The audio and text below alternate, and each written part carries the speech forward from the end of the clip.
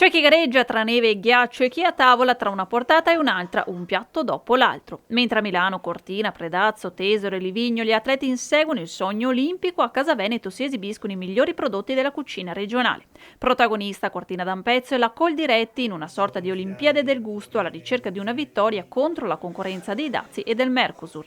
Il programma è intenso come quello delle Olimpiadi, da inizio a chiusura dei giochi ogni giorno nella Casa della Regoles, Casa Veneto. Alla mattina scendono in pista le eccellenze agroalimentari della regione. Al pomeriggio ci pensano i cuochi contadini a trasformarli in piatti unici e autentici nella baita Coldiretti e Azuel di Sopra, frazione di Cortina.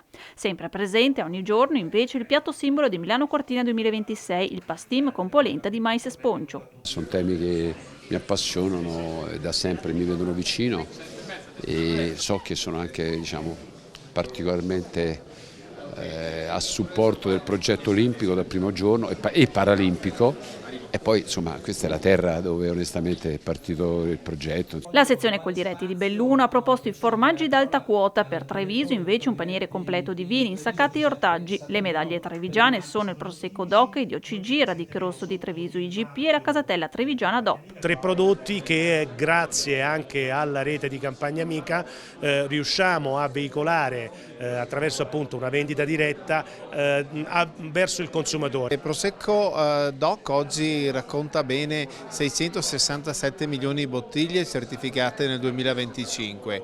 A fianco a lui c'è il Prosecco di Conegliano Valdobbiadene. Abbiamo poi l'Asolo di OCG, una denominazione sempre di Prosecco di OCG superiore, che racconta quasi 30 milioni di bottiglie. Il radicchio di Treviso IGP è un radicchio straordinario perché viene coltivato con un metodo dove lo troviamo solo nelle nostre zone, e il consorzio ci dà una mano anche a tutelare questo ortaggio perché non venga copiato o scopiazzato in altri paesi. Casatella Trevigiana, che è un prodotto meraviglioso, è un prodotto che si presta a mangiare con qualsiasi tipo di ingrediente, diventa o un antipasto o altrimenti lo puoi metterlo nel risotto, puoi metterlo in qualsiasi posto. Padova punta invece sull'olio extravergine, la carne avicola, le nocciole e le giuggiole. A Verona i vini della Valpolicella, il riso e l'olio del Garda. Soppressa, broccolo, mostarda e olio evo dei Iberici invece i cavalli da battaglia di Vicenza. Rovigo porta il mare in montagna con le ostriche allevate nell'Adriatico, ma anche il miele del delta del Po e vini autoctoni. Infine Venezia punta sulle vongole affiancate dagli ortaggi delle isole della laguna e del litorale adriatico. La chiusura sarà dolce con il miele di alta montagna degli apicoltori di Coldiretti Belluno.